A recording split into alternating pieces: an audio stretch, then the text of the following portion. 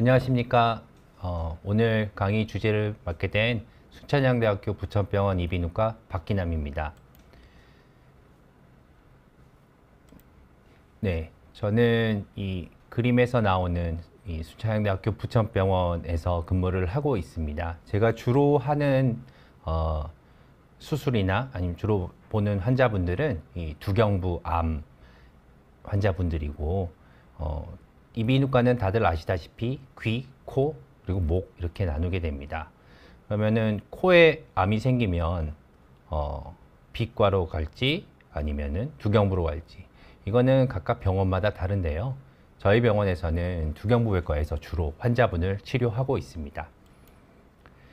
제가 이제 외래에서 환자분께 진단명을 말씀을 드리면 주로 이제 받는 질문입니다. 사실은 강의 주제가 코에도 암이 생겨요? 물음표가 아니고 생겨요? 이거거든요. 그래서 암이 생깁니다. 근데 이에 대한 정보가 어디 의학 정보를 인터넷에서 요즘은 주로 얻으시잖아요.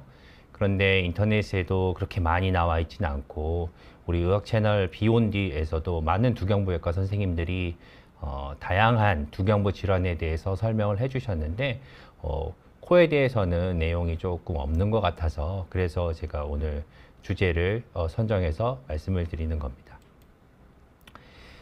이 사진은 이제 수술장에서 저희가 이제 수술 장면을 어디 이제 학회 발표나 아니면 연구 목적으로 이 수술 장면을 녹화하는 장면입니다. 가운데 보시면 이렇게 지미집처럼 이렇게 카메라가 달려 있잖아요.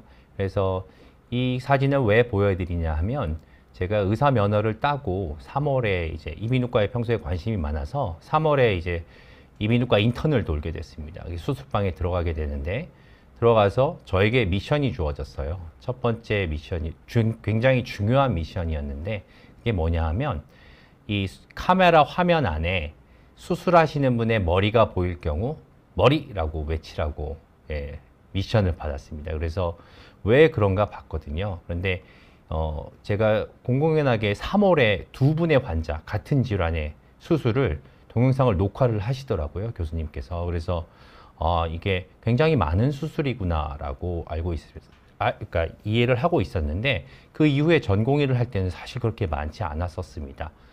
당시 녹화했던 수술은 실제로 보여드릴 수는 없고, 그래서 이거는 저희 이비인후과 교과서 중에 이제 베일리라는 교과서에서 나온 그림인데요.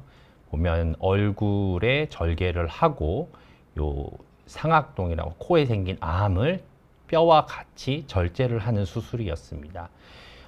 의사 면허를 따고, 그리고 이제 어느 정도 실습도 열심히 돌고, 이비인후과에 대해서 그래도 이비인후과 수술들을 몇 번은 본 상태에서 인턴을 갔지만, 그래도 굉장히 얼굴에 절개가 들어간다는 것 뿐만이 아니고, 수술 자체에 대해서 굉장히 어떻게 보면은 다른 부위보다는 보기가 조금 어려웠거든요. 그래서 이런 수술도 있구나. 이비인후과가 그냥 뭐 귀, 코, 목만 보는 게 아니라 이런 굉장히 큰 수술도 하는 과라구나라고 인턴 때 이해하게 되었습니다. 서론이었고요. 제가 이제 오늘 말씀드릴 내용은, 이제 코에 암이 생기는데, 여기 보면 이제 개 모양이 있잖아요. 이 개자리가 영어로 캔서입니다. 캔서가 같은 말로 암이죠. 그래서 코는 이제 피부, 코 바깥의 코, 그리고 콧구멍, 속안, 그리고 코 옆에 딸린 부비동이라고 해서 동굴이 있습니다. 비인두는 코 뒤쪽 공간을 얘기하는데, 이거는 목구멍이 있기 때문에 사실은 분류에 안 들어가고요. 그래서 오늘 피부, 비강, 부비동 이렇게 해서 말씀을 드릴 텐데, 바깥코의 암은 사실은 이 인자가 주로 자외선에 의해서 발생하는 피부암입니다. 그래서 이게 주로는 인종적인 특성을 가지고 있어서 백인에서 많고, 우리나라는 대부분이 동양인이잖아요. 그래서 우리나라에는 사실 많지가 않습니다. 주로는 기저세포암이라고 하는 암이 생기게 되는데, 제가 전공의 시절에 우연히 그 전공의 시절에 기회가 닿아서 외국에 한 달 동안 연수를 갈 기회가 있었는데 우리나라에서는 많이 보지 못했던 코 부위의 피부를 절제하고 있던 거를 이마에서 살을 이렇게 돌려서 여기를 재건을 하거나 아니면 볼살을 이렇게 당겨서 재건을 하는 수술을 굉장히 많이 하더라고요. 그래서 서양에는 많은데 다시 이제 귀국하고 봤더니 우리나라에서는 그렇게 많지가 않았었습니다. 그래서 오늘 그 강의 주제에는 그렇게 많이 포함을 시키지는 않았습니다. 그러면 이런 비강, 부비동을 주로 얘기를 드릴 텐데 이 암이 그럼 얼마나 많이 걸리느냐? 이제 2018년도 국가암 등록 통계 자료를 보면은 이제 위, 갑상선, 폐, 대장 등 이제 10대 암이라고 얘기를 하죠. 거기에는 없습니다. 네, 당연히 없고요. 두경부암도 없습니다. 기타에 들어가게 되겠죠. 그래서 세부적으로 좀 많이 뒤져봐야 나옵니다. 뒤져보면은 이제 비강, 부비동해서 한꺼번에 되어 있고요. 1년에 전국에서 400명 정도의 환자가 발생하는 걸로 이제 보고가 됐고요. 그만큼 굉장히 드문 암입니다. 두경부에 생기는 암 중에 한 3에서 5% 정도, 그리고 이거는 미국 통계인데요. 10만 명당 0.5에서 1명 정도 이제 걸린다고 돼 있는데 느낌상은 이거보다 좀 더 적은 것 같습니다. 우리나라는. 그리고 모든 연령에서 발생이 가능하다고 하는 좀 무서운 점을 가지고 있죠. 그런데 50대에서 60대에 주로 발생을 하게 됩니다. 그리고 남성에서 조금 더 많은 경향이 있습니다. 보면은 여기 이거는 이제 코 내시경 사진인데요. 제일 왼쪽 위에 그림, 이게 다 한 분입니다. 보면은 이거는 환자분의 왼쪽 코고요. 코를 봤을 때 아래쪽 콧살이 있고 아래쪽 콧살 위쪽에 조금 이렇게 불룩 튀어나오면서 하얗게 조금 죽어있는 그런 조직들이 보이고요. 같은 환자분인데 아래 콧살 아래쪽으로 뭔가 이상한 살들이 자라나와 있습니다. 이렇게 나중에 결국은 최종적으로 암이라고 진단된 분들이고요. 이분 같은 경우는 그렇게 많이 생기지는 않는데 우리 입이나 코, 목에는 조그마한 침샘들이 굉장히 많습니다. 조그마한 침샘에서 가끔 악성 종양이 생기기도 하는데 그 악성 종양 중에 가장 많은 종류의 암이 코 안에서 발병한 경우입니다. 압록강 700리 순정님 질문해도 되나요? 네, 질문하셔도 됩니다. 네. 일단은 질문 올라올 때까지 일단은 강의를 진행하겠습니다. 그럼 이런 게 왜 생길까요? 암이 왜 생기는지 알면 정말 좋겠는데 예방이 가능하니까요. 근데 아직까지 정확한 원인은 모르죠. 네, 그래서 주로는 음주나 흡연이 연관성이 많고요. 그리고 특징적으로 직업 환경과 직업이 연관성이 많다고 알려져 있습니다. 니켈이나 크롬 같은 중금속을 다루는 직업을 가지신 분이나 아니면 나무 분진을 다루시는 분에서 주로 많이 발생한다고 되어 있지만 그래도 적기 때문에 이게 직접적인 연관이다 라고 얘기하기는 좀 어렵지만 어쨌든 좀 더 많은 경향을 보이기 때문에 산업 현장에서 계시는 분들은 항상 산업용 마스크를 잘 쓰시기를 권장을 드리고 싶습니다. 그리고 인간 유두종 바이러스라 그래서 코에 생기는 양성 종양 중에 반전성 유두종이라고 요 종양을 발생시키는 바이러스인데 이 반전성 유두종이 오래되게 되면은 암으로 바뀌는 경우가 생깁니다. 그래서 이것도 직간접적으로 원인이 될 수 있습니다. 잠시 질문을 조금 들어보겠습니다. 오민성님께서 코에 자외선 차단제를 잘 바르면 예방이 되나요? 라고 이제 말씀하셨는데, 예, 당연히 예방이 되죠. 예, 그런데, 아까도 말씀드렸다시피 동양인에서는 그렇게 흔치 않기 때문에 자외선 차단제는 네, 암 예방뿐만이 아니고 피부 건강을 위해서도 바르시는 게 좋겠죠. 네.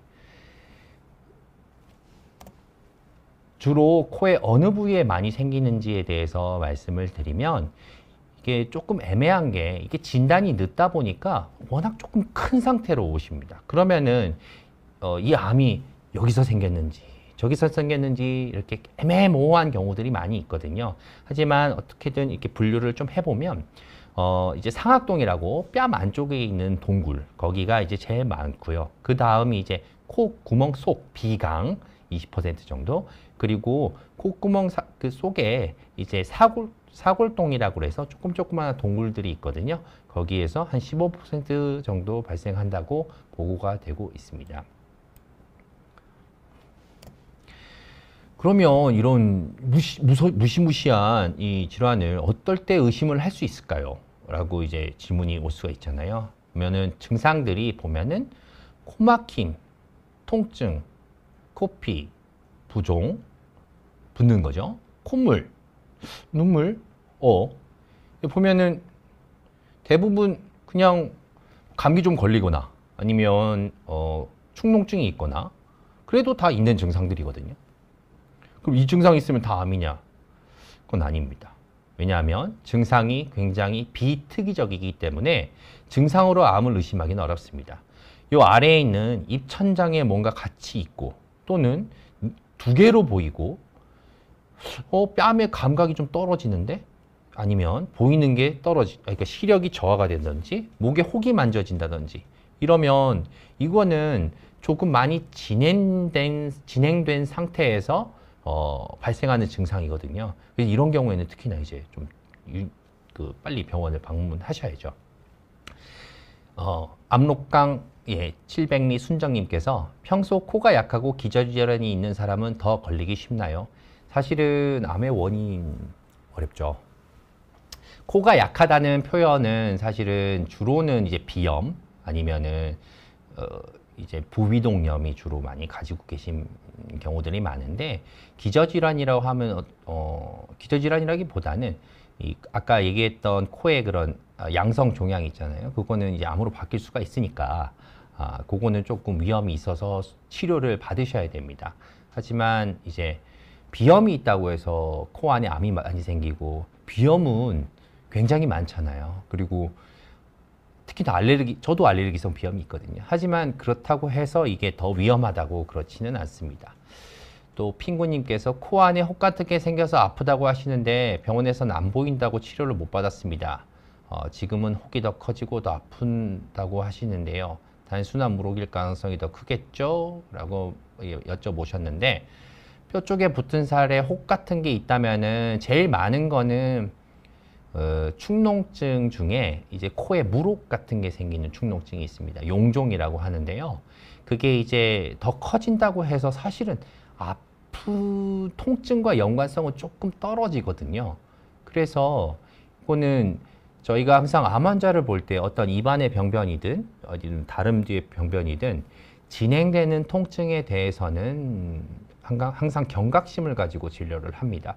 그래서 더 커진다 또는 더 아파진다 이러면은 단순한 물혹일 수도 있지만, 왜냐하면 단순한 물혹도 이 개가 이 배출구 하수도를 막아서 이 안에가 빵빵해지고 고름이 많이 차고 그러면 아플 수 있거든요. 하지만 그것조차도 조금 경각심을 가지고 봐야 되기 때문에 조금 큰 병원, 상급 병원으로 가시는 것을 추천드리고 싶습니다. 네. 그래서 요약하자면 증상으로 비부비동암을 의심할 수는 없다. 네. 그래서 이 아까 말씀드렸던 내용 중에 흔히 보이는 증상들이 만성 비부비동염 증상과 양성 부비동 종양 증상과 매치가 다 됩니다. 그래서 요거를 보여드리는 거고요. 이 혹은 그러니까 암이든 양성 종양이든 그냥 만성 축농증은 뭐 특정한 진균성 부비동염이라서 곰팡이가 있는 경우에는 한쪽이 오는 경우가 많은데 양쪽인 경우가 훨씬 많다고 알고 있거든요. 물론 이제 제가 비과 전공은 아니기 때문에 굉장히 정확한 최신 지견은 아닐 수 있습니다. 하지만 이제 혹은 한쪽에만 생기는 경우가 더 많습니다.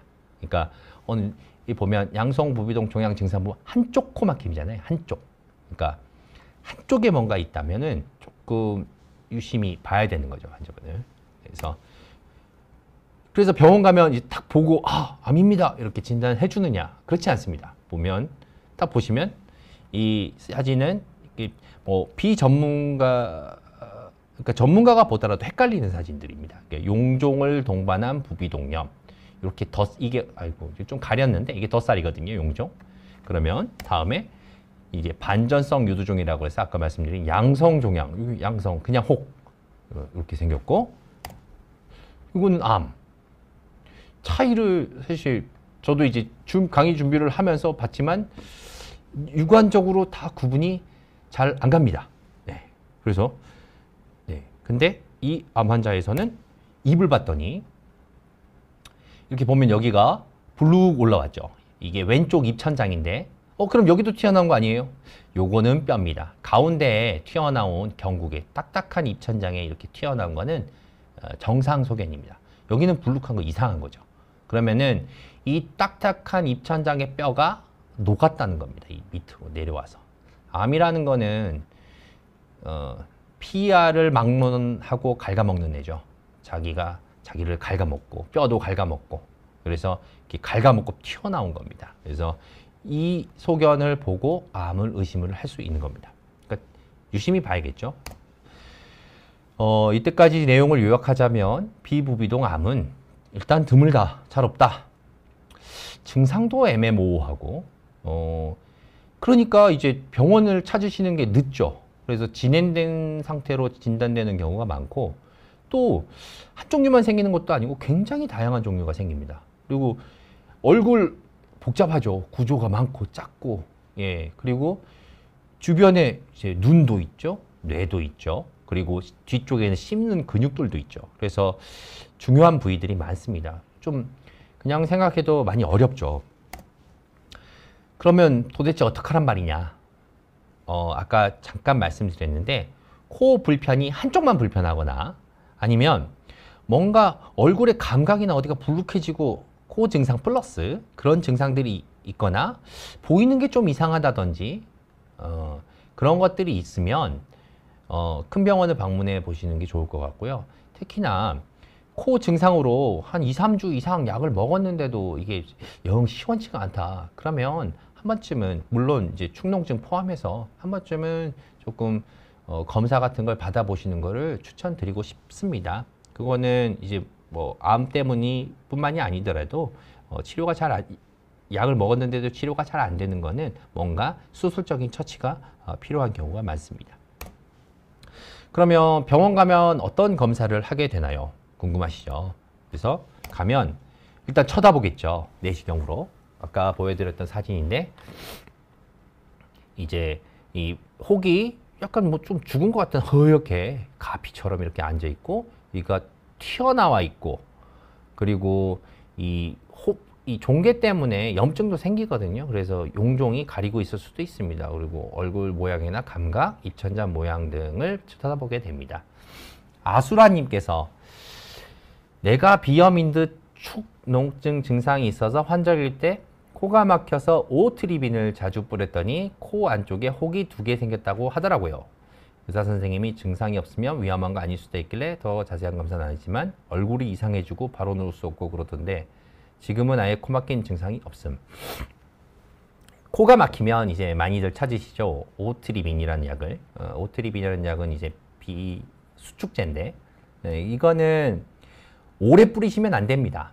오래 4, 5일 이상 뿌리게 되면 그 없던 비염이 생깁니다. 그래서 간헐적으로 쓰면 굉장히 시원하고 좋은 약이죠.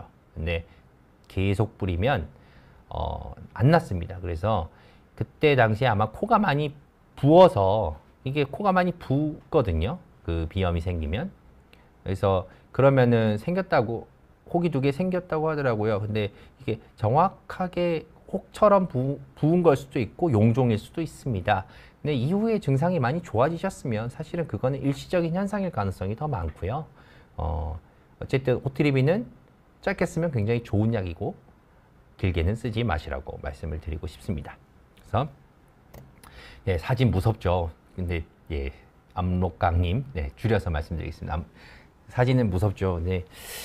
어쨌든 우리가 극복해야 되는 질환 중 하나니까요. 조금 오늘 주제를 조금 선정함에 있어서 사실은 이 개인정보나 이런 것도 있고 좀 어떻게 보면은 무서울 수도 있고 많이 그래서 좀 많이 어떻게 보면 수위라고 하면 좀 그런데 그걸 조금 맞추려고 노력을 많이 했습니다. 아소라나님께서 용종이라고 하는데 그러면은 용종은 충농증에 동반된 용종일 가능성이 있습니다. 네, 그린벨트님께서 반전성 유두종 코안의 혹 알아요. 네, 이미 많이 유명하군요. 그래서 이제 신체 진찰까지 마쳤어요. 맞춰서 이제 그럼 CT 찍읍시다. 왜냐하면 CT는 뼈 구조의 변화를 보는데 굉장히 큰 장점이 있습니다. 그래서 뼈가 잘 있는지 그리고 종양 내부에 석회가 있는지 주로 암은 뼈를 갉아먹습니다. 반전성 유두종 같은 것도 오래되면은 그 뼈의 모양이 바뀌기도 하는데 그거는 주로는 이제 압력에 의해서 뼈가 리모델링 된다고 하죠. 집안 리모델링처럼 방이 평수가 커지는 것처럼 이렇게 리모델링 되는데 이 빠르고 저렴하고 좋습니다. 그래서 보면은 이 뼈가 침범됐는지 안 됐는지 잘 알 수가 있거든요. 이 환자분 같은 경우는 여기 사각동에 이렇게 혹이 있는데 이거 바깥으로 삐죽 나와 있지만 눈을 감싸고 있는 뼈는 잘 유지가 되고 있는 걸 알 수 있고요. 그리고 밑에 쪽 뼈는 침범을 했습니다. 그리고 이쪽 원래 이쪽에 이렇게 양쪽이 비슷하게 뼈가 있어야 되는데 이쪽은 뼈가 없죠. 그래서 이거 뼈가 녹은 겁니다. 그래서 이렇게 관찰을 할 수가 있고요. 그럼 MRI는 왜 찍어요? 뼈로 저기 뼈만 보면 되지? 아닙니다. 이게 안에가 다 차 있다고 해서 이게 다 혹은 아니거든요. 그래서 조직의 밀도를 좀 구분해 주는 거는 CT보다 훨씬 MRI가 좋습니다. 그리고 조영제까지 사용하게 되면 종양 내부에 어떤 모양인지 확인하기가 용이합니다. 아까 뼈는 괜찮은 걸 봤지만 이쪽 점막 괜찮은지 또 볼 수 있고요. 여기 보면 이거는 염증에 의해서 물이 차 있는 겁니다. 혹은 주로 베이스가 아래죠. 아래 뼈는 침범을 했고요. 여기도 이렇게 사골동이라고 이런 데 동굴이 있는 거거든요. 이쪽으로 올라가 있지만 여기 다 있지 침범하진 않은 걸로 판단을 했습니다. 그래서 이분은 주로 베이스가 아래에 있고 무럭무럭 자라서 이쪽 안쪽으로 자라난 걸로 파악을 했습니다. 뇌막이나 주로 눈 중요하죠. 눈 침범 등을 파악을 하게 됩니다. 그러면 조직검사를 이제 제일 중요한 검사죠. 조직검사. 근데 왜 조직검사부터 하지 왜 CT, MRI는 찍고 조직검사를 하나요? 암이라는 거는 피가 많이 가거든요. 걔가 활발히 증식을 하려면. 근데 코는 조직검사라는 건 그냥 살을 떼어내는 거잖아요. 근데 만약 그냥 무턱대고 보고 그냥 떼면 피가 많이 나게 되는 경우들이 발생하게 됩니다. 그래서 조직검사는 CT 등을 통해서 피가 얼마나 가는지 예상을 하고 그러고 나서 이제 조직검사를 해야지 준비를 할 수 있잖아요. 피가 얼마나 나는지. 그래서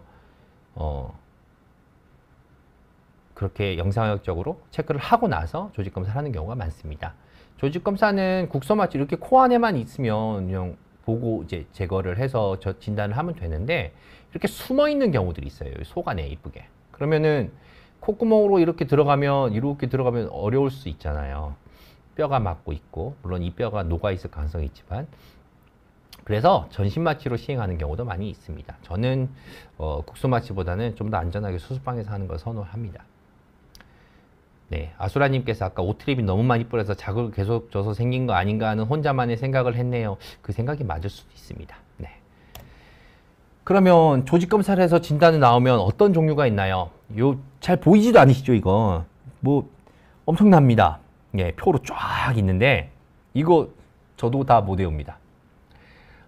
보면은 이게 여러 가지 타입으로 나눌 수가 있는데 뭐 어쨌든 제일 많은 거는 아까 흡연과 음주가 연관되어 있다는 편평상피암이 제일 많습니다. 그리고 아까 나무분진과 연관이 있는 선암이 좀 있고요. 그리고 조그만한 침샘에서 주로 제일 많이 생기는 선양낭성암이라고 해서 얘는 조금 독특한 애입니다. 근데 어쨌든 고위험암에 해당이 되고요. 그리고 소아에서 불행하게도 소아에서 조금씩 생기는 육종이라고 해서 종류가 있고요. 그리고 림프종이라고 해서 저는 환자분들께 이제 이해하시기 편하게 그냥 백혈병 사촌이라고 얘기를 하거든요. 그런 림프구 세포들이 막 증식하는 그런 림프종도 발생을 하게 됩니다. 이렇게 조직학적으로 진단이 나오면 그와 거의 유사한 시기에 저는 이제 PET-CT를 체크를 하는데요. 이거는 이제 포도당을 이용하는 검사라서 보면은 뇌가 이제 포도당만 쓰거든요. 그래서 뇌에 이렇게 잘 보이고 여기 암덩이가 이렇게 보이고 그리고 그 포도당이 배설이 돼 신장을 통해서 배설돼야 되니까 신장에 보이고 방광이 보이게 됩니다. 그래서 전신 전이 또는 임파선 전이를 파악하는 데 도움을 줍니다. 압록강님께서 겨울만 되면 목이 아픕니다. 동네 병원에서는 목이 말라서 그런 거라던데 물 자주 마시면 좋아지긴 합니다. 방법이 없을까요? 방법이 있습니다. 2리터씩 드시면 됩니다. 2리터. 저는 외래에서 항상 2리터 드시라고 합니다. 근데 한 번에 마시면 소변으로 다 나옵니다. 그러니까 조금씩 자주. 네. 그렇게 이렇게 진단이 되면 이제 어떻게 치료를 할지 의사가 가지고 있는 무기가 몇 개 없습니다. 수술, 항암제, 방사선 이렇게 치료를 하게 됩니다. 치료를 하는데 그러면 어떤 치료를 어떨 때 하냐 그때 이제 중요한 게 병기입니다. 제일 많은 게 이제 상악동암이기 때문에 상악동암에 대해서 말씀드리면 이 순서는 1, 2, 3, 4인데요. 실제 1, 2, 3, 4기, 암에서 1, 2, 3, 4기하고는 조금 다릅니다. 상악동암은 조금 진행이 되더라도 임파선, 목에 있는 임파선으로 가는 경우가 그렇게 많은 것 같지는 않습니다. 그래서 보면은 1기, 2기, 이거 종양병기입니다. 1기는 요 안에 예쁘게 점막에만 국한돼 있고 뼈도 침범 안 하고 아주 좋죠.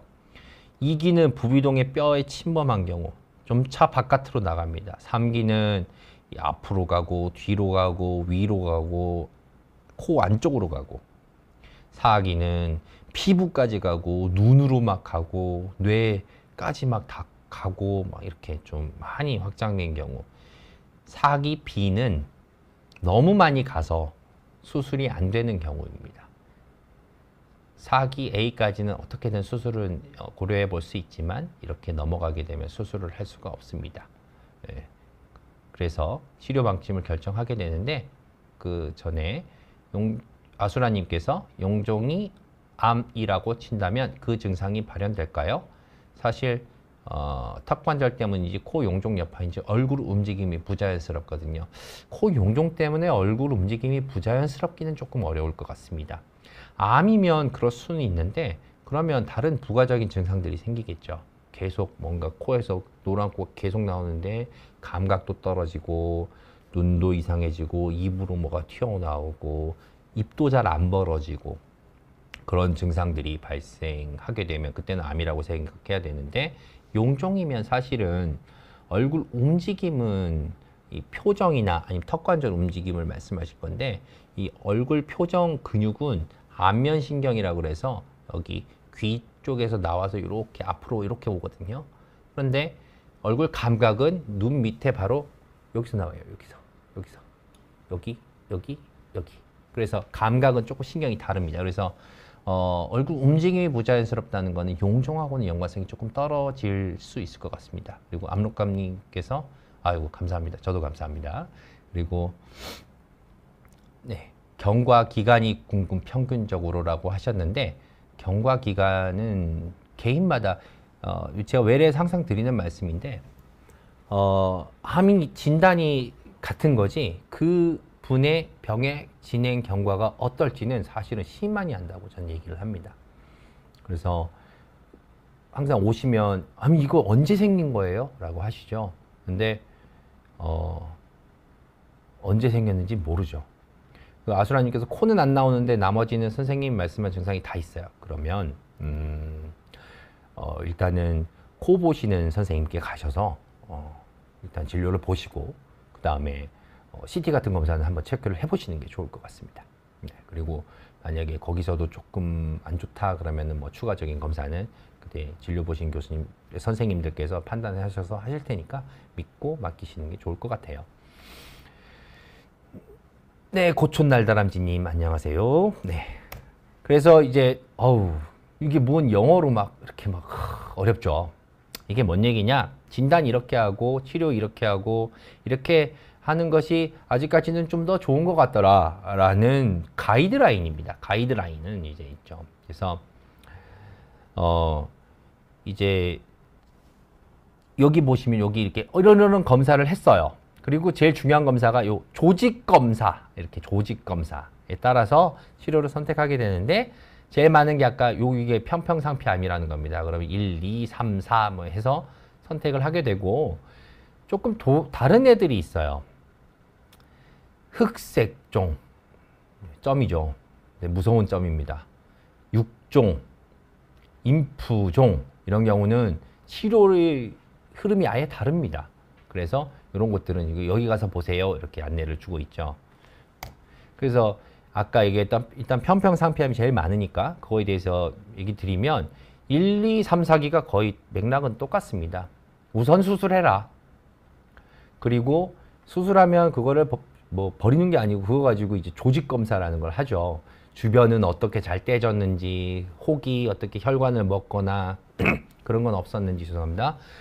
안 좋은 소견들이 있는지 보고 필요하면 항암을 하든지 방사선을 하든지 이렇게 결정을 해라 라는 게 이 흐름이거든요. 근데 이게 그렇게 크게 바뀌지 않았어요. 세월이 흘러도. 그래서 아마 이제 연구가 대량으로 되지 않다 보니까 더 그런 것 같습니다. 그러면 잠시 한슈님께서 만성염증이 암 발생과 연관이 있나요? 그게 사실 어렵습니다. 만성염증, 축농증은 축농증입니다. 많죠. 많은데 그럼 암 발생은 굉장히 적어요. 그럼 그 연관관계를 연구를 하려면 그게 쉬운 연구가 아니죠. 연관이 아예 없다. 모든 만성염증은 암을 발생시킬 수 있는 유발인자일 수 있습니다. 하지만 그럼 몇 배냐, 이거 직접 연관이 있냐, 이런 거는 정말 어렵죠. 네, 연구가 어렵죠. 그래서 과학적으로 접근을 하기는 좀 어려울 것 같습니다. 그래서 강의로 그대로 이제 강의로 진행을 하면 치료하면 살 수 있나요? 이런 때 이제 우리나라 자료가 있으면 굉장히 좋은데 사실 그렇지 못해서 미국과 영국의 데이터를 빌려올 수밖에 없습니다. 그래서 미국과 영국이 대부분 비슷하게 얘기를 하더라고요. 아까 1, 2, 3, 4기가 아니고 여기서는 여기 국소적이냐, 조금 퍼졌냐, 아니면 다른 데 전이가 갔느냐에 따라서 이제 5년 생존율, 5년 생존율이라고 하는 거는 뭐 많이들 이제 아시겠지만 5년이 넘어가면 저는 환자분들께 졸업이라는 얘기를 쓰거든요. 그래서 졸업을 했느냐 안 했느냐, 그러면 국소 단계는 꽤 성적이 좋아요. 80% 이상. 뭐 주변으로 조금 가면은 이제 좀 많이 떨어지긴 하지만 그래도 치료가 꽤나 잘 되는 편이라고 저는 생각을 하고 있습니다. 이제부터 이제 실제 사례들을 조금씩 제가 봤던 환자분, 저에게 치료를 맡겨주셨던 환자분들에 대해서 말씀을 드릴 건데요. 그 전에 엔젤님께서 80대 여자분인데 10년 전부터 고춧가루 매운맛을 못 드시는데 왜 그럴까요? 검사하고 치료를 할 수는 없을까요? 예, 이런 경우에 저한테 많이 오시죠. 대부분은 고춧가루 매운맛은 이 미각이 아니고 혀의 통증이죠. 그 혀의 통증을 본인이 감당을 못 하시는 겁니다. 조금만 간이 돼도 이제 못 드시는 거죠. 근데 대부분의 경우는 혀에 큰 이상이 없는 경우가 많아요. 그래서 우선은 이제 이비인후과 가셔서 뭔가 혀에 어떤 병변이 있는지 없는지 주로 보시는 게 좋을 것 같아요. 진료를. 그리고 대부분은 구강 건조가 영향이 많습니다. 네, 근데 물을 많이 드시면 좀 좋아지지 않을까? 근데 잘 안 좋아지는 경우가 그렇게 흔치는 않으신 것 같습니다. 그래서 이제 제 환자분들을 조금 보여드리면 60세 남성분이셨어요. 그래서 이게 오른쪽 코에 뭔가 몽글몽글 살이 자라나와 있습니다. 그래서 이분은 여기로 조직 검사를 했고요. 그래서 편평상피암이라고 진단을 했습니다. 많이 보던 사진이죠. 아까 환자분들. 아까 그 이전에 보여드렸던 사진들입니다. 그래서 눈 뼈는 괜찮은 것 같고 주로 아래쪽에 베이스를 두고 있어서 패트에서도 저신전이는 없었고, 그래서 이 아래쪽 뼈만 제거, 여기 딱딱한 입천장은 살릴 수가 없었습니다. 잇몸뼈, 잇몸 치아 뿌리까지 다 암덩이가 내려갔기 때문에 살릴 수가 없어서 이렇게 절제를 했고요. 절제한 사진입니다. 보면 치아가 보이죠. 그래서 이분은 지금 저한테 다닌 지 6년 정도 됐고요. 잘 지내고 계십니다. 네, 잘 살아 계시고요. 그리고 외모상으로도 여기 보면은 우리 여기 광대뼈가 여기가 조금 튀어나왔거든요. 볼에 여기 보이시는 여기 튀어나온 데랑 눈 아래 뼈가 보존이 되면 이만큼 뼈가 없더라도 사실은 외형적으로 크게 문제가 되지는 않습니다. 신기하죠. 다만 문제는 뭐냐면 입하고 코를 나누고 있는 그 경계가 없어지잖아요. 그러면 밥을 먹으면 이게 다 코로 가겠죠. 그래서 그러면은 식사를 하시기가 어려워요. 그리고 발음을 해도 세죠. 그래서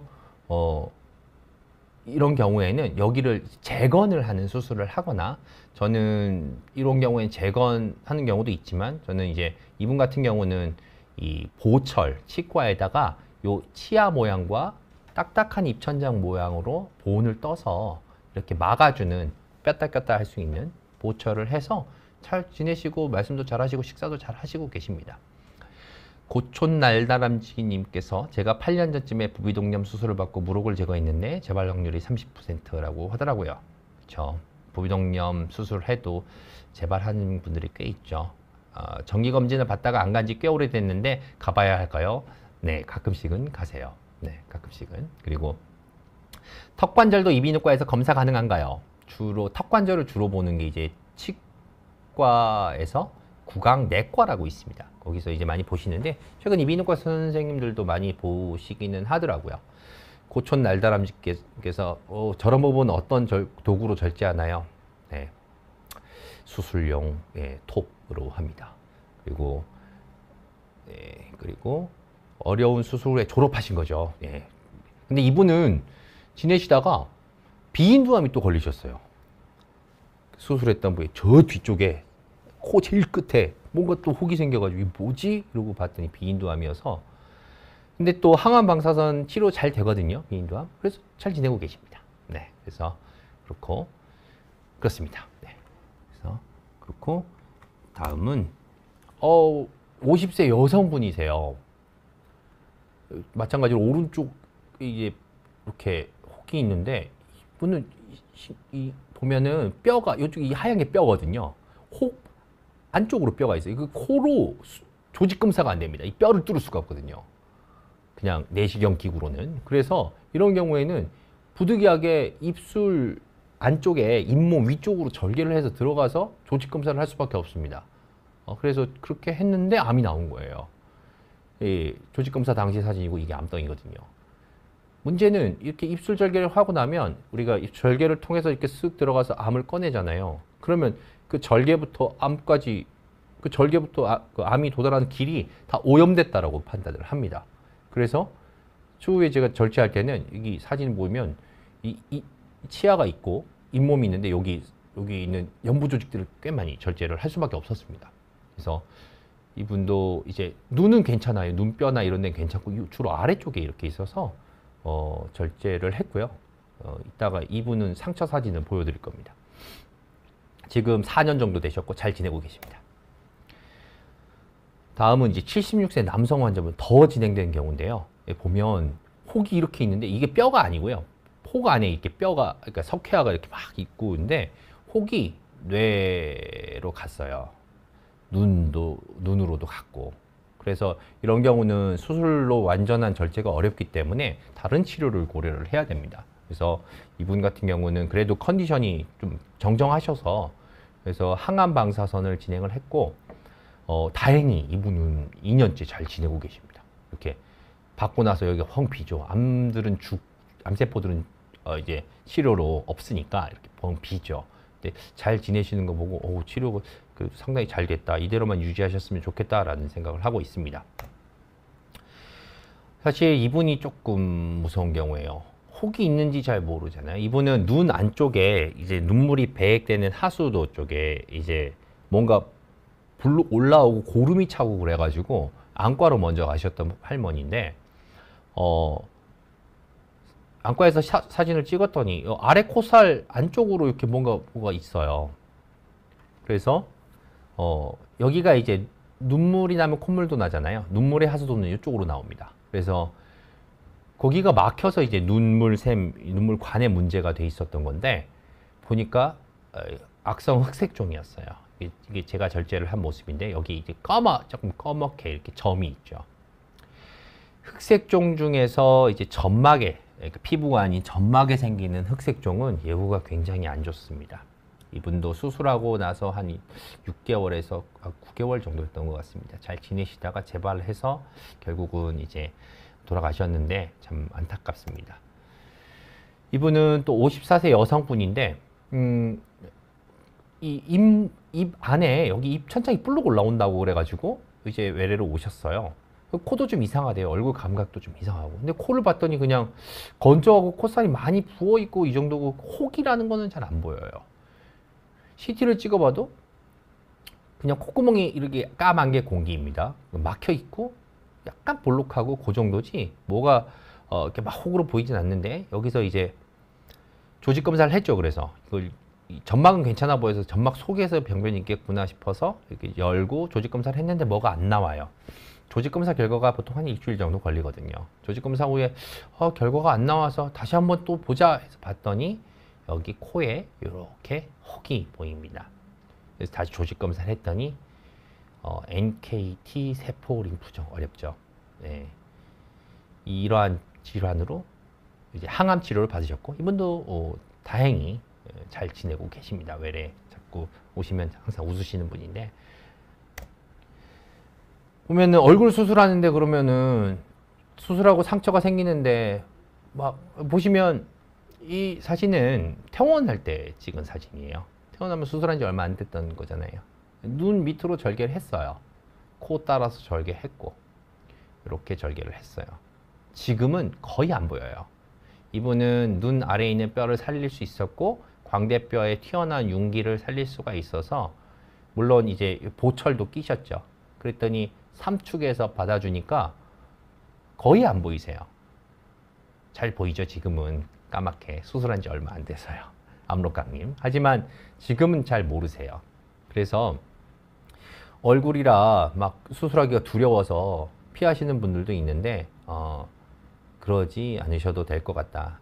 물론 이제 눈 밑 뼈나 이쪽이 다 같이 제거가 되는 좀 많이 진행된 경우에서는 좀 얼굴의 모양이 조금 안 좋을 수 있지만 어쨌든 치료를 포기하거나 그럴 건 아닙니다. 아수라님께서 항암 치료하면 머리 빠지나요? 저희가 쓰는, 그러니까 저희 두경부에서 주로 쓰는 항암제는 머리는 잘 안 빠집니다. 그러니까 이제 보통은 이제 유방암 치료 받으시는 분들이 주로 이제 머리가 많이 빠지신다고 호소를 하시는데, 어쨌든 그렇지는 않습니다. 이제 거의 막바지에 다 왔는데요. 참 굉장히 생소한 위치에 들어보지도 못한 암이 생기면 저는 이제 말씀을 드리고 항상 우울증이 온다고 얘기를 드립니다. 환자분들께. 우울증이 무조건 옵니다. 근데 이거는 어떠한 뭐 연구 결과로 보고된 것도 아니고, 그렇지만 저희는 그런 믿음을 갖고 있어요. 환자분들이 이제 적극적으로 나을 수 있다, 또는 긍정적인 마인드로 치료를 극복하시면 조금 더 치료가 잘 될 거다라는 믿음이 있습니다. 이거는 어떻게 뭐 연구로 증명할 수는 없잖아요. 희망을 버리지 말고 진료를 보신 선생님들을 믿고 따르고, 그리고 극복하고자 하는 의지가 있다면 극복할 수 있는 질환이라고 생각을 합니다. 항상 희망을 가지시고, 진단이 나의 정신을 굴복시킬 수는 없잖아요. 그래서 항상 희망을 가지시길 기원을 드립니다. 마지막으로 이제 질문 답변을 하고 이 시간을 마치면 될 것 같습니다. 한슈님, 이제 치료를 안 하면 기대 수명은 어느 정도 되나요? 굉장히 어려운 질문이죠. 병기에 따라서도 조금씩 다르고 그래서 일괄적으로 얘기하기는 어려워요. 근데 치료가 불가능한 정도. 근데 아까 굉장히 많이 진행된 상태에서도 항암방사선하고 좋은 결과를 얻을 수 있거든요. 그러니까 치료를 포기하는 분들에게는 그거는 신의 영역이라고 제가 말씀을 드립니다. 아스트로진 PB님, HPV, EBV 같은 성병을 일으키는 바이러스들이 코 속에 암을 일으킬 수 있나요?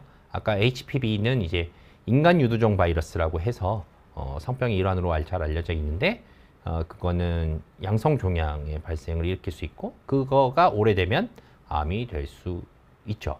그리고 EBV는 주로 코 비강이나 부비동보다는 주로 비인두 암의 연관성이 많은 바이러스죠. 그래서 이 콧속이라고 보기, 해법적으로는 콧속이라고 보기보다는 비인두라고 하는 게 맞을 것 같습니다. 그리고 아수라님께서 몇 년 얼굴이 부자연스러운데 병원을 안 갔거든요. 아픈 건 아니라서 도움이 많이 됐네요.